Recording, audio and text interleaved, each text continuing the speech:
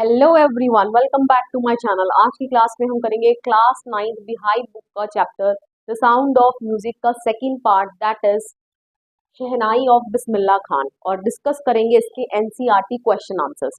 तो चलिए without any delay फटाफट से क्वेश्चन नंबर 1 पर चलते हैं। Question number 1 says why did Aurangzeb ban the playing of the pungi. ठीक है, पुंगी क्या है? एक म्यूजिकल इंस्ट्रूमेंट है, ठीक है, जिसकी बहुत ही श्रिल एंड अनप्लेजेंट साउंड है। तो औरंगजेब, बहुत पुराने डेट्स बैक बात हो रही है, ठीक है, बहुत पुराने जमाने की बात हो रही है, क्योंकि तब आपको पता है इंटरटेनमेंट के ज्यादा सोर्सेज नहीं हुआ करते थे, राइट। तो म्यूजिकल इंस्ट्रूमेंट का, पुंगी का बजना औरंगजेब ने अपने कोर्ट में, दरबार में क्यों बंद करवा दिया था? Okay, Aurangzeb banned the playing of the pungi in the royal residence because it had shrill and unpleasant sound. ठीक है, तो फर्स्ट रीजन यही रहेगा क्योंकि इसकी श्रिल एंड अनप्लेजेंट आवाज थी। अनप्लेजेंट मतलब जो सुनने में अच्छी ना लगे कानों को, ठीक है, मधुर आवाज नहीं थी। एंड श्रिल मतलब जो कानों में मतलब कि पेनफुल हो, ठीक है, क्लियर।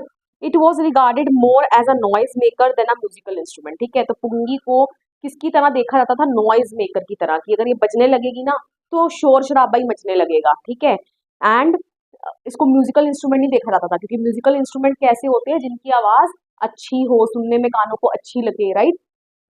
चलिए next question, question number 2, how is a shehnai different from a pungi. ठीक है, शहनाई और पुंगी के बीच में डिफरेंस पूछा गया है कि दोनों में क्या डिफरेंस है। ठीक है, a shehnai is different from a pungi in its shape as well as the sound produced by it. ठीक है, तो एक शहनाई जो है वो पुंगी से डिफरेंट है, अलग है दो तरीके से।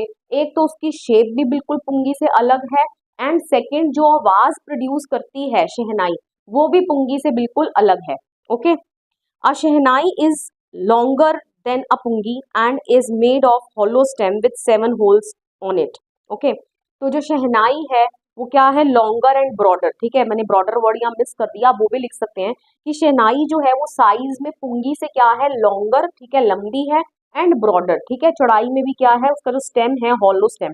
हॉलो स्टेम समझता हो, जो अंदर से खोखला होता है, ठीक है, तो वो अंदर से क्या है? खोखला है, और वो भी क्या है? ब्रॉडर है, जिसके ऊपर 7 होल किए गए हैं। Okay, it produces pleasant sound. ठीक है, इट मतलब शहनाई की बात हो रही है अभी यहाँ पे, तो वो कैसी साउंड प्रोड्यूस करती है? प्लेजेंट साउंड प्रोड्यूस करती है, जो कानों को सुनने में अच्छी लगे। एंड वेयर एज, ठीक है, वेयर एज क्योंकि हम कंपेयर कर रहे हैं, a pungi has harsh and unpleasant sound, जबकि पुंगी की कैसी आवाज थी? हार्श एंड अनप्लेजेंट, श्रिल भी कह सकते हो आप, अभी पिछले क्वेश्चन में हम करके आए हैं। ओके, चलिए next question, where was the shehnai played traditionally, how did Bismillah Khan change this. ठीक है, ट्रेडिशनली मतलब पुराने जमाने तौर तरीके में शहनाई कहाँ बजाई जाती थी। ओके, एंड बिस्मिल्लाह खान इस चीज में किस तरीके से परिवर्तन लेके आए, मतलब कि उन्होंने इसको कैसे चेंज किया। Okay, the shehnai was traditionally played in royal courts. ठीक है, रॉयल कोर्ट्स मतलब क्योंकि उस समय क्या था, हमारा देश आजाद नहीं था, है ना, जो छोटे छोटे जिले थे उनमें छोटे छोटे किंग्स बना दिए गए थे, ठीक है, नवाब बना दिए गए थे। तो उन नवाबों का जो दरबार होता था, उन दरबार में क्या रॉयल कोर्ट्स उन्हीं को बोला गया है, तो वहां पर शहनाई बजाई जाती थी। ओके, टेम्पल्स, ठीक है, मंदिरों में, एंड वेडिंग्स, ठीक है, और वेडिंग्स में भी शहनाई बजाई जाने लगी।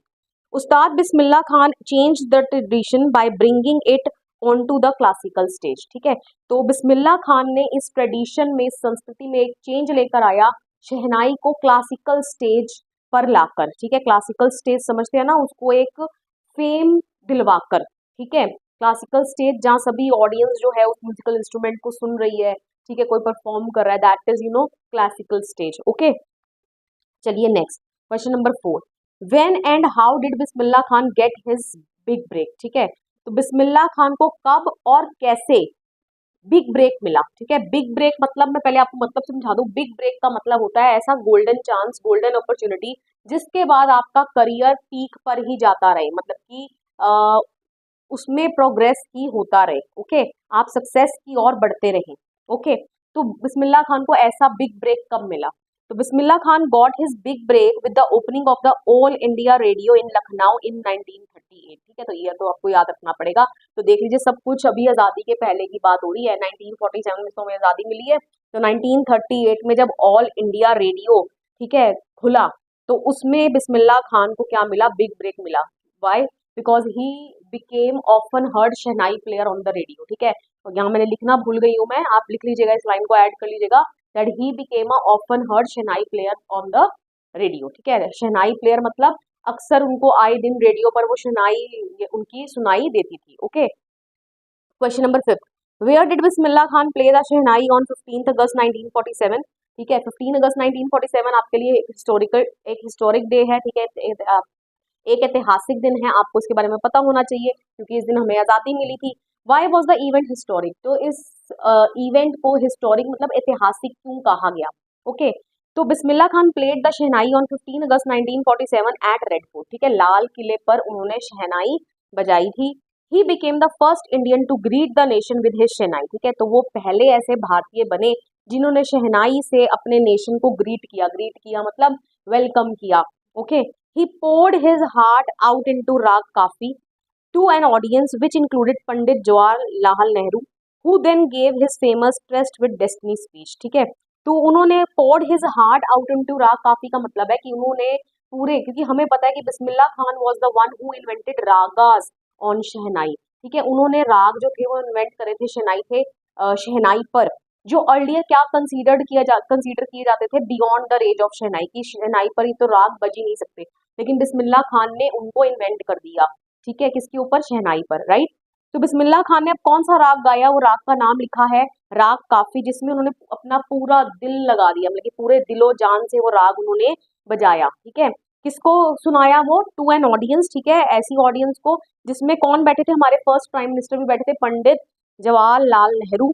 ठीक है, who then gave his famous tryst with destiny speech, जिसके बाद मतलब कि बिस्मिल्लाह खान के शहनाई बजाने के बाद फिर हमारे जो फर्स्ट प्राइम मिनिस्टर थे उन्होंने अपनी स्पीच दी और उन स्पीच का नाम लिखा है trust with destiny. Okay, clear.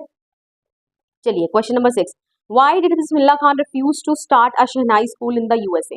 तो बिस्मिल्लाह खान के स्टूडेंट ने एक बार उन्हें ऑफर किया था कि क्यों ना यूएसए में शहनाई स्कूल खोल लिया जाए। ठीक है, तो बिस्मिल्लाह खान ने ऐसा करने से मना कर दिया। ऐसा क्यों? ठीक है, तो Bismillah Khan refuse to start a shehnai school in the USA because he was a true patriot and loved his country too much that he could not imagine to live away from it। ठीक है, तो बिस्मिल्लाह खान ने अपने एक स्टूडेंट को USA में शहनाई school खोलने से इसलिए मना कर दिया क्योंकि वो एक सच्चे देशभक्त थे। ठीक है, एंड क्यों? क्योंकि हमें कैसे पता चलता है? क्योंकि वो अपनी कंट्री इंडिया से बहुत प्यार करते थे, इतना प्यार करते थे कि वो अपनी कंट्री से दूर रहना इमेजिन सोच भी नहीं सकते थे। Okay, he was in deep love with Banaras and Dumraon. ठीक है, बनारस और डुमराव से तो उनका कुछ गहरा ही प्यार था। And missed it when ever he was abroad. ठीक है, और जब भी वो बाहर की कंट्रीज में होते, क्योंकि वो बाहर भी गए, ठीक है, अपने कॉन्सर्ट्स करने के लिए, अपनी शहनाई प्ले करने के लिए, तो जब वो बाहर की कंट्रीज में जाते तब भी वो अपने बनारस और डुमराव को बैडली मिस किया करते। Okay, next question, last question, find at least 2 instances in the text which tell you that Bismillah Khan loves India and Banaras. ठीक है, तो टेक्स्ट में मतलब आपके चैप्टर में से कोई 2 एग्जाम्पल लिखिए। ठीक है, जिसमें से ये पता चलता है कि बिस्मिल्लाह खान इंडिया और बनारस को सबसे ज्यादा प्यार करते थे। ठीक है, तो instances in the text which tells us that Bismillah Khan loves India and Banaras too much are. ठीक है, इसी तरीके से हम लिखेंगे। कौन से है? Number 1, he even refuses. ठीक है, रिफ्यूजेस लिखा है to start a shehnai school in the USA. ठीक है, कि उनको जब एक ऐसा ऑफर मिला, उनके स्टूडेंट ने कहा कि यूएसए में शहनाई स्कूल खोल लेते हैं, तो उन्होंने वो भी वैसा करने से भी क्या कर दिया? मना कर दिया। Okay, he says that whenever he is in a foreign country he keeps yearning to see Hindustan. तो उन्होंने अपनी बुक में आपके लाइनें लिखी हैं कि जब भी मैं फॉरेन कंट्री में होता हूँ तो मैं यर्निंग टू सी हिंदुस्तान, मतलब यर्निंग मतलब किसी चीज के को पाने की बहुत ज्यादा ख्वाहिश होना। ठीक है, किसी काम को करने की डिजायर होना। ठीक है, तो वो यही बोल रहा है कि जब भी मैं फॉरेन कंट्री में होता हूँ तो मैं हिंदुस्तान को देखने के लिए यर्निंग मतलब मेरी यर्निंग रहती है। यर्निंग मतलब मेरी बहुत इच्छा रहती है कि मैं फटाफट से हिंदुस्तान जाऊं। ठीक है, अपनी कंट्री वापस जाऊं। He also says that when he is in Mumbai, और जब वो मुंबई में होते हैं, he thinks of only Banaras and the holy Ganga. तो उनके दिमाग में सिर्फ कौन रहता है? Banaras and holy Ganga. ठीक है, why holy Ganga is very much important in Bismillah Khan's life? क्योंकि गंगा के बैंक्स पर ही उन्होंने बैठ के जो रागास थे वो इन्वेंट करे थे शहनाई पर। Okay, which were earlier considered to be beyond the range of shehnai. Okay, तो आपको चैप्टर का इन टेक्स्ट भी पता होना चाहिए, क्वेश्चन तो कहीं से भी आ सकता है। आई होप सो अब आपको इसी के साथ सभी एनसीईआरटी क्वेश्चन आंसर्स जो है वो क्लियर हो गए हैं। वीडियो पसंद आया, वीडियो को लाइक करिए, शेयर करिए, कमेंट करके बताइए वीडियो आपको कैसा लगा, and please don't forget to subscribe my channel. मिलेंगे नेक्स्ट वीडियो में, टिल देन बाय बाय।